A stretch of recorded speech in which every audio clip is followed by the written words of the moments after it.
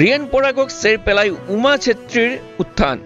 বিচিচিআইৰ দৰমহাৰ তালিকাত অন্তৰ্ভুক্ত উমা চেত্ৰীৰ হয় ঠিকে শুনিছে প্ৰথমগৰাকী অসমীয়া উমা চেত্ৰী প্ৰথম ক্ৰিকেটাৰ বিচিচিআইৰ চুক্তিপত্ৰত উমা চেত্ৰীৰ নাম ঠিকে শুনিছে বিচিচিআইৰ দৰমহাৰ তালিকাত নাম অন্তৰ্ভুক্ত হোৱা প্ৰথম অসমীয়া উমা চেত্ৰী প্ৰতি বছৰে 10 লাখ টকা দৰমহা লাভ কৰিব উমা চেত্ৰীয়ে প্ৰতিখন টেষ্ট খেলৰ মাননি হিচাপে লাভ কৰিব 15 লাখ টকা হয় ঠিকে শুনিছে ৰিয়ান পৰাগক চেৰ পেলাই উমা চেত্ৰীৰ উত্থান বিচিচিআইৰ দৰমহাৰ তালিকাত অন্তৰ্ভুক্ত হোৱা উমা চেত্ৰীৰ নাম ৰিয়ান পৰাগক চেৰ পেলাই বিচিচিআইৰ দৰমহাৰ